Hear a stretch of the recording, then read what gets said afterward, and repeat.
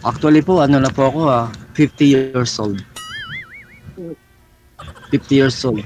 Kayo po? Magpi-52 na. Wow, okay yan. Tanda pala ako Number sa'yo. lang. Number lang yan po, number lang. Huwag mo intindihan yan, number lang. Kasi yung number, kailangan din natin sa buhay yan. Kamusta yung trabaho nyo? Mamaya na po yung trabaho Okay pag-usapan. lang po. Sorry, Sir DJ. Sir DJ? Oo. Ano po kayo, ma'am? Hiwalay po kayo, ma'am, no? Byuda. Opo, since 2014 pa po. Okay. So, ngayon po, ilan po anak ninyo? Bali, 2 na lang. Dati 3. Naano na yung isa. Yung bunso. Bali, 2 na lang. 28 tsaka 25 years old. Malalaki na. May mga kalibin na rin sila. Oops. Ganun po talaga dahil malaki po mga. Ano po yung plano sa buhay niyo po ngayon? Ano pong gusto niyo mangyari? Po? Ano pong gusto niyo mangyari sa buhay niyo ngayon? Siyempre, maging masaya, di ba? Oo naman, makahanap ng makakatuwang sa buhay, yung mayroong makakasama ba, yung hindi ka iiwan. Ganun ba? Hanggang Opo. pagtanda. Yun naman Tama. kasi ang hinahanap natin, di ba? Pag Tama po naging yun. single na tayo, naghahanap tayo ng pwede nga, di ba, forever. Pero parang walang ganun forever. Either lang. Tama po yun, ma'am. Kasi sa totoo lang, ma'am, tama po yung kasi sa totoo lang po, ma'am, ako rin, ganun din po ako kasi sa edad ko po nito, syempre, hindi ko naman habang buhay kasama yung mga anak ko. Gusto ko rin pagdating ng panahon, meron din kasama. Kasi Tama po diba? yun. Ano ba yung trabaho niyo dyan? Hindi nervous ako. Bakit? Relax lang, relax. Hindi naman kita kakainin. Hindi naman. Pagtawag ni manager kanina, grabe na lamig ang kamay ko hanggang ngayon. Akin na hawakan ko para mawala yung lamig. Hindi kasi, first time nyo ba? Opo, first time ko lang dito. Matagal na ako. Siguro may 1 week na ako nag-text kay DJ. Sige na DJ, line up mo naman ako. So talagang naghahanap talaga po kayo. Oo naman. Ano ba yung tipong lalaki na hinahanap ninyo? Una sa lahat, ayoko lasinggero. Pwede uminom, pero hindi yung lasinggero ha. Ayoko yung naninigarilyo. Ay, hindi. Yung talaga, yung may hanap buhay, syempre, pagtatanda kami, tayo, ganun. Diba? Kahit pa paano, merong, pag nakasakit yung partner mo, meron kayong pagkukuhanan. Masarap, no? Masarap yung mga ganung bagay din kasi medyo, syempre. Yung tapos yung magtutulungan kayong dalawa, diba? Tama. Just, ano po, hindi lang yung iaasa mo sa magiging kapartner mo. Pero yung asawa niyo po, matanong ko lang, nasaan po? So kabilang bahay na yun. Walay na kami, bali, since namatay yung bunso kong 2014, talagang wala na kami. Kasi doon lang nag-uugnay yung relasyon namin dalawa kasi special child yung bunso ko. Ngayon, doon na lang nag-connect yung pagsasama naming dalawa. Ayun, sabi ko, once na, kasi nag-abroad ako 2012, nang babae na siya. Sabi ko, sige na, i-let go na kita, ayaw ko na. Sobra na kaya po. Ngayon, meron na rin siyang asawa. May mga anak na rin siyang iba sa ibang babae. Di ba? Nagkalat ng lahi. Kasal po ba kayo? Oo, yun nga lang. Talagang kasal. Kasal kayo? Sakal. Opo. Hindi, okay, secure dyan kasi pag halimbawa na may nagmahal sa inyong lalaki, tapos mamaya magabulong si lalaki, yung asawa nyo, di kawawa naman din yung lalaki magmamahal sa inyo, di ba? Madidimanda po kayo rin, di ba? Oo nga yun nga ang problema, di ba? Alam mo naman sa Pilipinas, di ba, walang Kaya nga po, kasal po ba kayo? Kasal kayo? Kasal po kami. Kasal po kami. Kaya nga, paano yun? Kung halimbawa, ako magmamahal ako ng kagayang katulad nyo. Parang alanganin din pagmamahal ko rin po sa inyo. Tama po ba yun? Bakit po kayo? Single po talaga? Sino po ako? Apo. Hindi ako single. Single dad. Pero hindi kayo kasal? Hindi. Yan ang ano ko. Hindi ako kasal. Kasi, una kasi yung nagsama kami ng asawa ko, 2 pa lang anak namin. Niyaya ko na siya na magpakasal kami. Tinanggihan niya ako. So, bilang isang lalaki, masakit yun.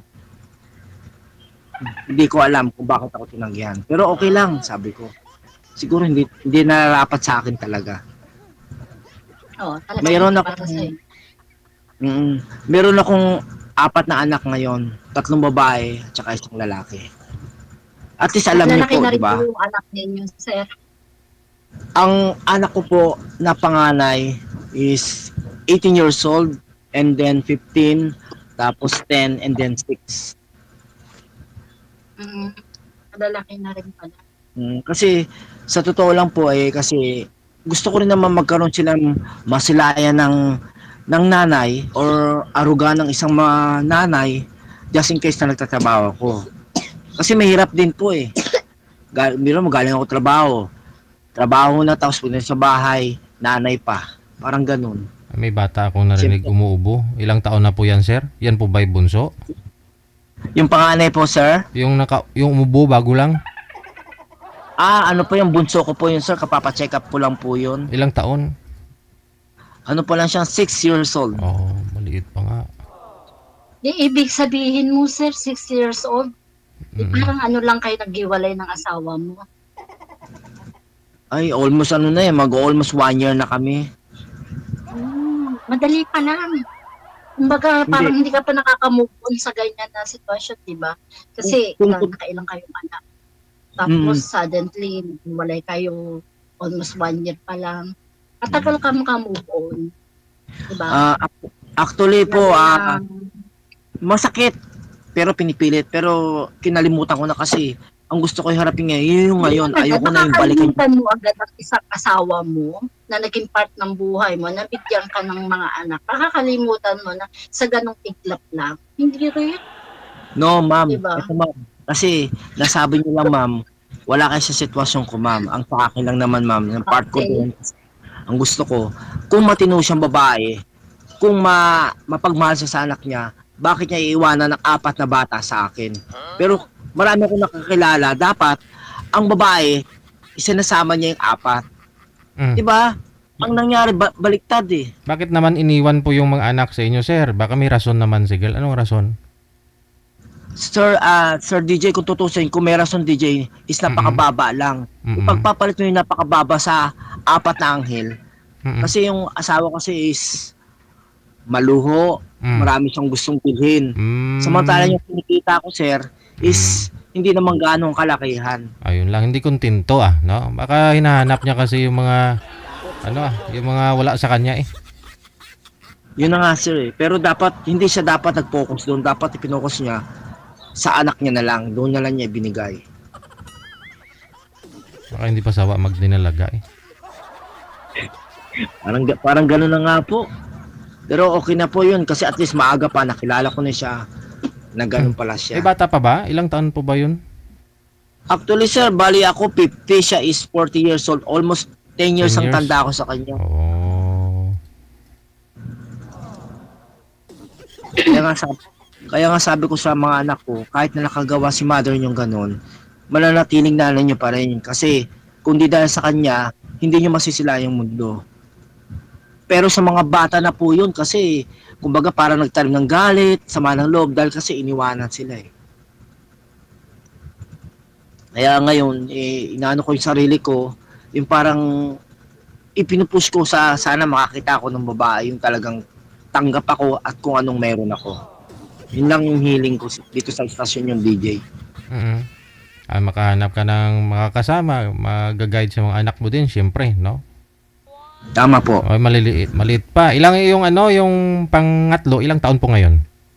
Ang pangatlo po is kasi ang panganay ko is 18, tapos sumunod 15, and then 16, and then 6 years old. Pero kung tutusin po, TJ, mahirap din kasi.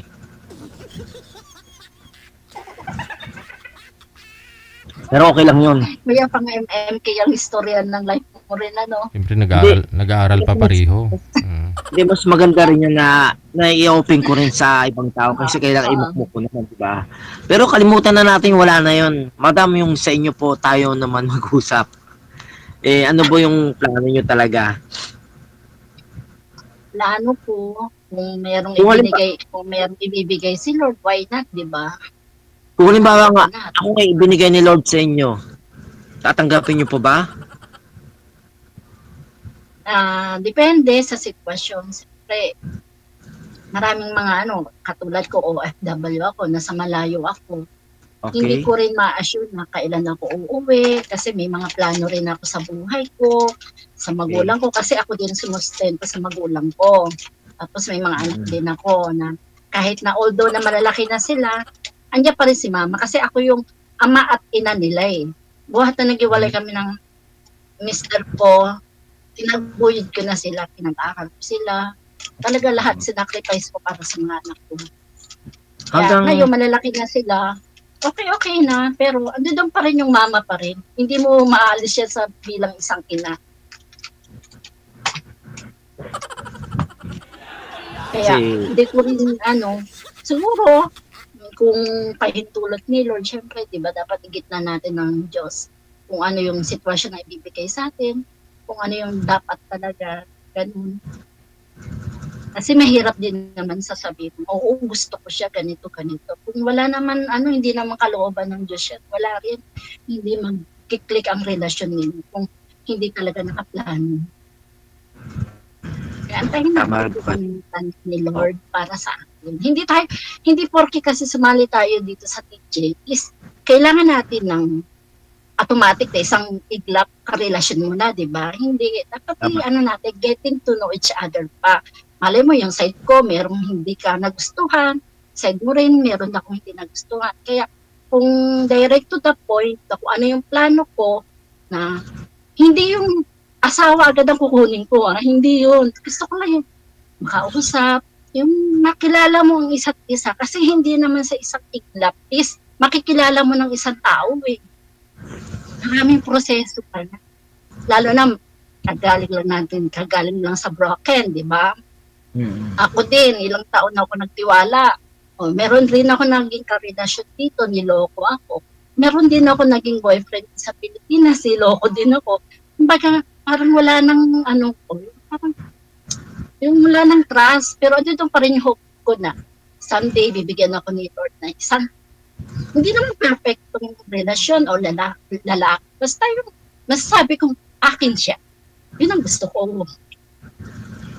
Kasi ako sure ako. Once ako magmahal, talagang siya talaga. Handa akong iharap sa magulang ko, sa pamilya ko. Lahat. Mga anak ko walang problema. Sabi ng mga anak ko, Mama, kung may boyfriend ka, as long na masaya ka, go lang mama, suportahan ka namin. Ganun yung mga anak ko. Hindi sila yung nasasabihin na, ayaw namin doon or what, huwag kung ganun sasabihin niya. Pili ka ng iba, hindi sila ganun. Basta saan ka masaya, doon ka. Yun ang sinasabi nila. Alam mo, nakaka-inspire ng mga lahat ng mga sinasabi mo. Marami rin ako natutuwa. Oo, totoo naman kasi. Hindi naman kasi porque sasali tayo dito is kailangan na natin na automatic na karelasyon. Hindi. Dapat kilalanin natin para tumagal tayo. Dapat kikilalanin natin ang isa't isa. Kasi ang iba kasi, mostly sa mga lalaki. Hindi naman lahat Baka iba ako. Yun ang pinopoint out nila agad yung okay na tayo na, ganun. Hindi dapat kasi kami mga babae, syempre, naghahanap kami ng talaga, yung ika nga sabi nila, yung sa taste mo, ganun, diba? Kaya yan, malaki na rin yung makakapar ng mga sinasabi mo kahit papalo, tama rin naman. Kung talagang darating or makakapagantay ka, darating sa iyo yung mga bagay. Kasi lalo na sa isang OFW, mahirap magmahal. Sa totoo lang. Andiyan dyan yung peperahan ka, Andiyan dyan yung gagamitin ka, di ba? Kasi OFW ka, nga, akala nila easy money ka. Hindi nila alam ang hirap. Kaya mahirap magmahal ang isang OFW, lalo na ganyan na ano. Totoo yan. Kaya kaming mga OFW, kaming mga single lahat siguro 99% ganyan ng mga single na OFW. Walang ibang inisip. Ang gusto nilang marinig sa isang lalaki, umuwi ka na ng Pilipinas. Ako na bahala sa'yo, bubuhayin ka. Ganun. Masarap pakinggan yung ganun. Huwag ka na magtrabaho. Kasi pagod na kami magtrabaho, di ba? Ala, ninervous ako. Hindi, okay lang. Sige, handa mo lang makinig. Walang problema. Sige. Pero, kung patayuan nyo naman, ma'am, hindi lang naman kayo OFW nag-iisa, marami rin naman sa ganyan. Mayroon pang mas malala. Marami. Talaga marami. Maraming OFW na nasasaktan, naloloko ng asawa, nanloloko ng asawa. Marami. Hindi naman lahat na OFW is perfect ang family. Kasi once na naging OFW ka, dalawang ano lang yan. Pwede masira ang pamilya mo, pwedeng hindi. Ganun lang yun. Ako, nag-OFW ako since 2012. Inasahan ko na mawawala ang pamilya ko. Kasi doon pa lang sa Pilipinas pa lang babayero na yung asawa ko. Lalo pa kaya nawala ako sa tabi niya. Kaya mo na siguro yung mga ganun talagang itinadhana pareho sa atin yun, madam. Wala Talagang ang importante biniyayaan na lang tayo ng mga anghel para sa atin na magpapalakas ang loob sa atin. Ano na lang. Tsaka ang importante naman lang mahalaga di ba? Charot. Ano nga pangalan niya, ma'am? Janet po. Janet. Ako, yung lang, paano ko lang naman yung palayo lang yung Jumbo Del. Pero real name ko is Rodel. Akala nga namin ni DJ Jumbo ka, malaki ka. Malaki yata ito. Jumbo. Yun ang pinangalan kasi sa akin ng kaibigan ko yun Kaya naman ako. Akala ko, yung kalaban ni nila Majin Buu. Diyo. Jumbo Del. Pero Rodel ang pangalan ko. Kaya lang ng Del. Kasi yung Jumbo kasi malakas ako kumain kasi yun ang tawag sa akin, Jumbo. Pagkain. Pero hindi halata sir. Malakas ka kumain pero payat ka rin Pero sabi nila at the age ko daw 50 daw, hindi daw halata na 50 na daw ako. Sabi ko, so, ilan ko na sir? 50? 50 years old. Inubo yung anak niyo, sir. Ha? Baka nakikita ng pawis yan. Hindi, ma'am. Ano naman siya naman. Ano lang, ma'am, yung pasulpot-sulpot yung ubo lang naman kasi taglamig dito Dry cup siya. Hindi, okay naman. Isang beses na ubo. Ano yung pwede pa natin pag-usapan, madam? Ano po pala yung pinagkakabalahan niyo po ngayon, sir? Ano po yung trabaho mo? Isa po akong empleyado ngayon sa barangay bilang desk officer. It means yung officer, sir, yung lahat ng gusto magpa-blatter, kami yung nilalapitan para tumanggap. Itala yung mga magpa-blatter. Ay, yung anak po ninyo, paano po yan? Yung anak, sir? Sino nagbabantay pag wala po kayo? Sir, buti naman, sir, yung anak kong panganay, yung 18 years old, siya yung nag-a-assist dito. Kasi ang pasok ko kasi, sir, is 8 p.m. and then 8 in the morning hanggang 8 in the morning. So, ibig sabihin, panggabi ako, andito naman, bago ko malis, na-assist na siya. And then sa umaga, tsaka na lang ako mag-assist sa kanila.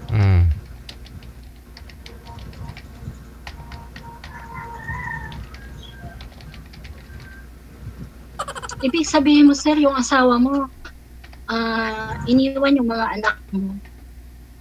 As in, talagang iniwan. Yes. Pero ang pagpapaalam pa nga sa akin, ganito daw yung sabi niya, sandali lang may bibili na akong ganito, ganyan. Siyempre, umasa ako, kala ko ko, may bibilihin. Tumagal na mga 1 hour, 2 hour, 3 hour, hanggang and then, hindi na siya bumalik, hindi na maramdam. Tapos nag-chat na lang sa akin na, huwag mo pabayaan yung mga anak mo, mahalin mo na, alagaan mo na, ganun lang. Siyempre, mabibigla ka na, bakit ganun ang chat? Pero wala kayong pinagtalunan before nangyari yon? Meron, sir. Meron DJ. Kaso nga, DJ, kung meron man mga pinagtalunan yun, bakit idadamay pa yung mga bata? May nire-request po ba siya? May hinihiling siya sa'yo ganito? O mag-abroad ka para mabili ko lahat ng luho ko? May ganon? Hindi naman, wala naman. Kaso kahit hindi siya magsalita, parang yun ang punto niya eh.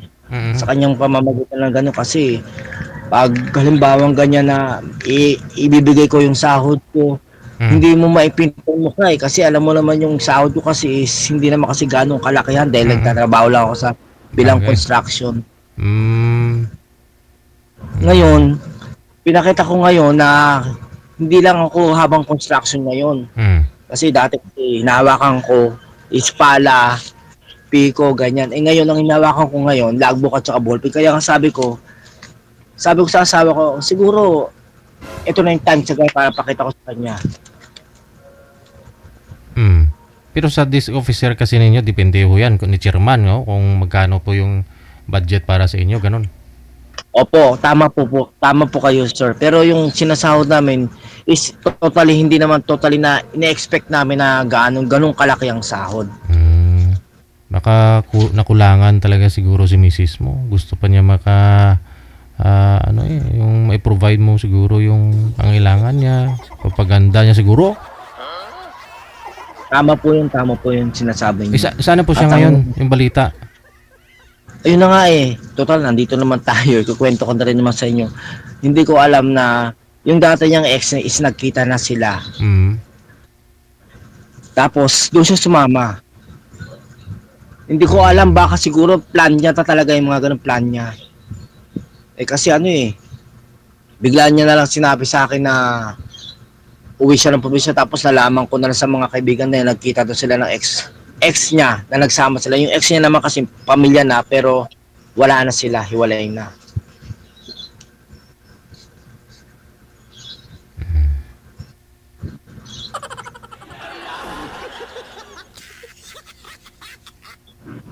Hello. Tanong pa ko kayo, ma'am. Ma'am, may tanong lang. May tanong lang ako, ma'am. Ano po ba kayo? Katoliko po ba kayo? Opo. Okay. Katoliko po. Roman Catholic po. Ako rin, ma'am. Roman Catholic, ma'am. Pero yung mother ko, siya, yung ng El Shaddai pa. Coordinator dati.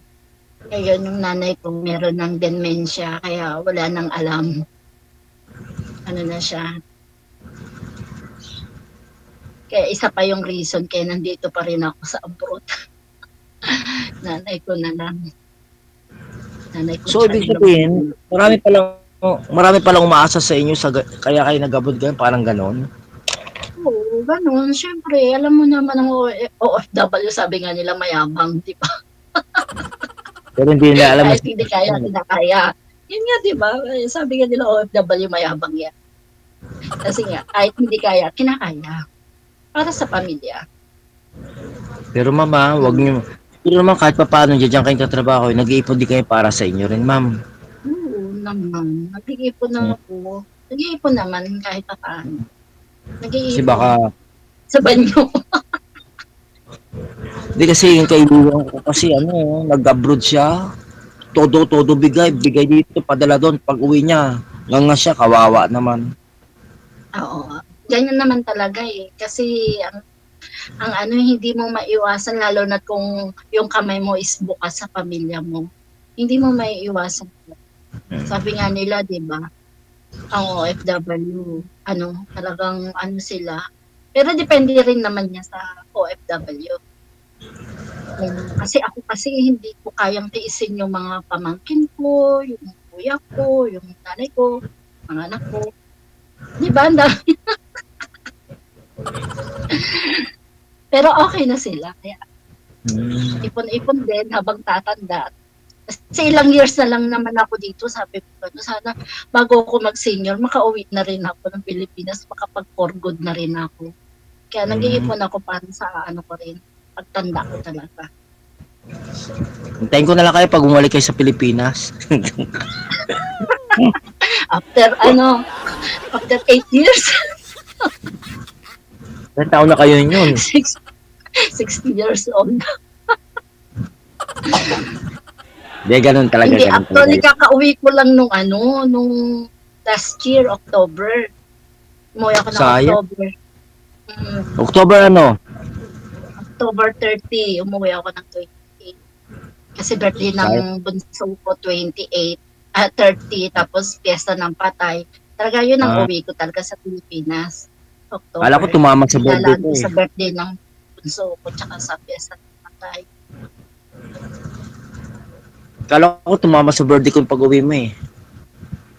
Ano ba birthday niyo po? October? October 2. Tagal pa yun. Okay lang. Ma'am, anong magandang ano natin ito? Magandang pag usapan natin dito, ma'am. Ibig sabihin, ma'am, kahit ganun ang buhay nangyari sa atin, ma'am, maging matatag pa rin tayo, ma'am, no? Oo naman. Laban lang. Dapat. Ika nga. Laban lang. Kasi, Ano nga kahit natin, parang, hanggang kailan ang finish line, di ba? Hanggang kailan ang championship, basta laban lang. kasi parehas din tayo na meron din yun, tsaka, kumbaga, parang, Ligit. Oo nga, di ba, nakakatuwa, di ba? Talaga ang Diyos, ang Panginoon, hindi niya pinagtatakpo ang mabait sa mabait, di ba? Mostly pinagtatakpo niya yung salbahe sa mabait. Ganun. Bira ka rin makakita ng maganda sa magwapo, di ba? Ganun. Hindi Oo, talaga gwapo. pinaperfect ni Lord ang pagsasama, lalo na sa relasyon. kaya nga eh, ito siguro talaga inanon niya, para mas lalo pa akong tumatag. Oo naman, kuya. Kaya mo yan, kuya. Andiyan naman yung mga anak mo eh. Ako nga, sabi ko parang hindi ko kaya eh. Pero kinaya ko, napagtapos ko yung mga anak ko, awa ng Diyos. Nising ko, walang ambag yung asawa ko. Kaya, ngayon yung mga anak ko rin, may asawa na rin siya. Yung mga anak ko rin, parang malayo ang loob nila sa tatay nila. Kahit nasabihin ko sa kanila na, tatay nyo pa rin yan. Respetuhin ninyo, mahalin ninyo. Kasi kung wala ang tatay nyo, wala kayo. Yun rin ang sinasabi ko sa mga anak ko. Oo. Pero yung mga anak ko naman, okay naman. Pero yung tatay nila talagang umiiwas. Ano pa bang magagawa ko kung ayaw niya tanggapin na yung mga anak nila? Anak niya, di ba? Okay lang. Tama Isip yan, tama. naman yung anak namin eh. Sabi nga ng mga anak, tatanda rin si Papa. Yun ang sinabi ng mga anak. Sabi ko, pag tatanda ang tatay niyo, magkasakit, kunin niyo, alagaan niyo. Yun ang sabi ko sa mga anak. Tatawa lang yung mga anak. Ganun talaga ang mangyayari. Dahil kumbaga parang mayroon nang ginawa ng bagay sa tatay sa anak, parang ganun hindi na maalis siguro.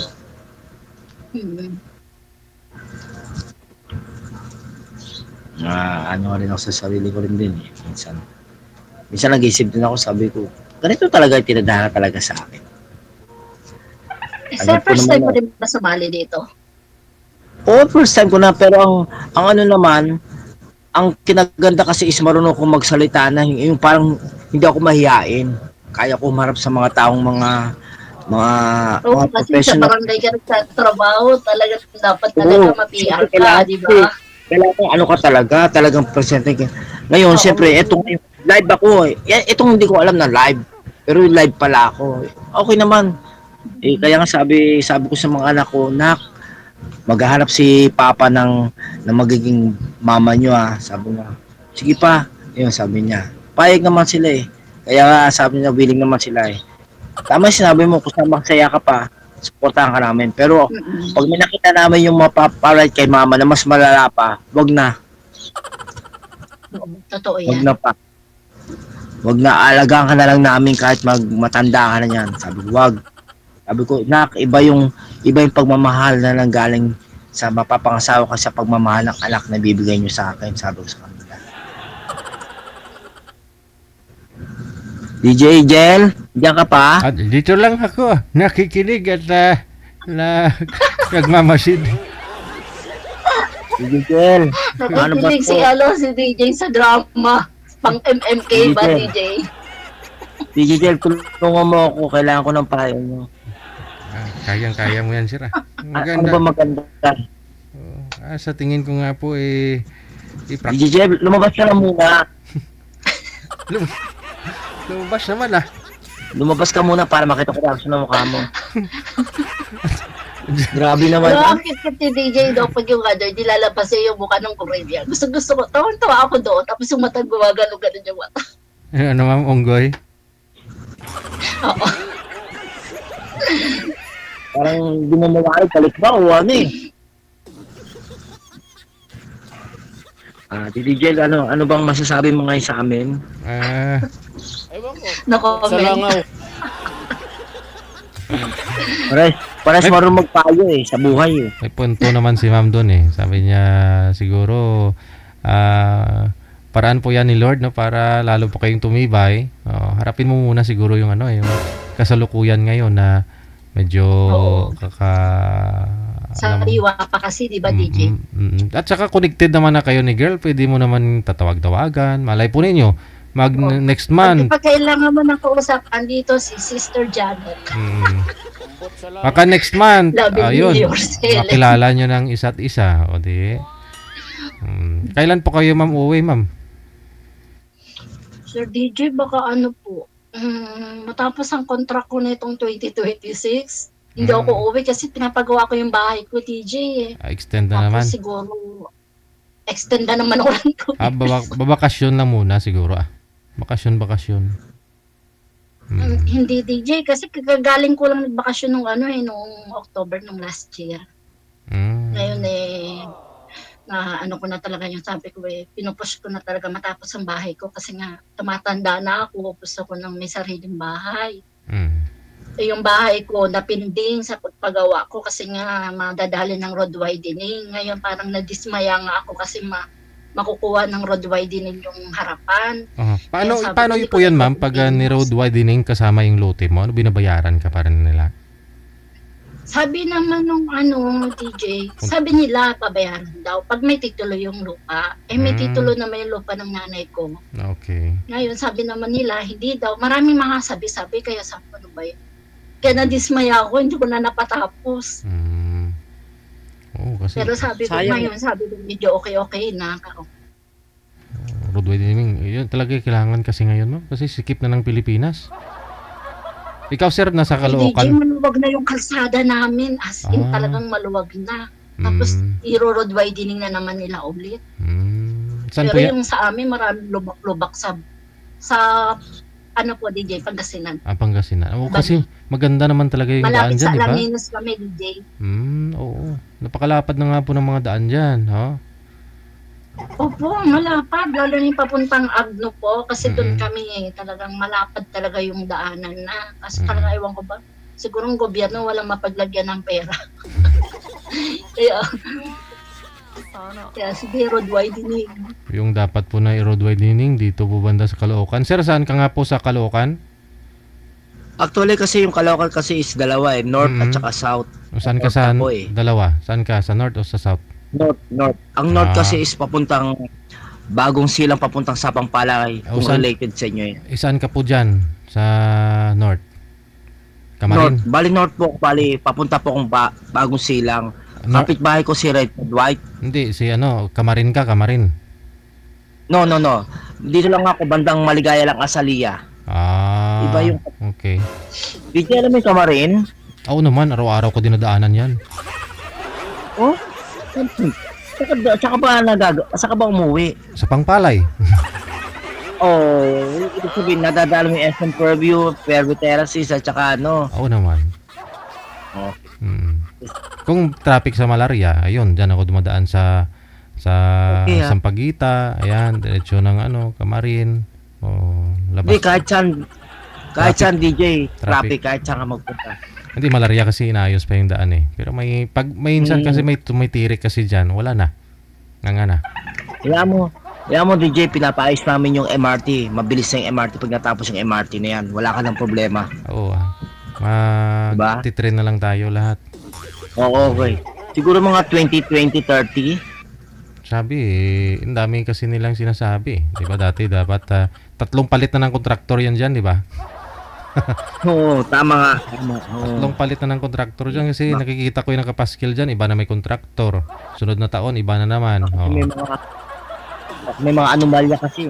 Alam mo naman niya, malaking pera rin niya kasi binibitawan ng mga gobyerno eh.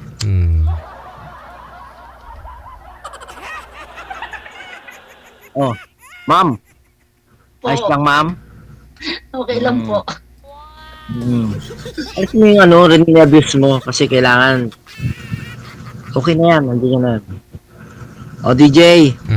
Paano na? Good luck po ha. Tuloy-tuloy po yung pag-uusap ninyo. Maraming salamat. Okay, Yes po. DJ. Maraming salamat din, sir. God bless DJ. Happy Valentine's! Happy Valentine's din po.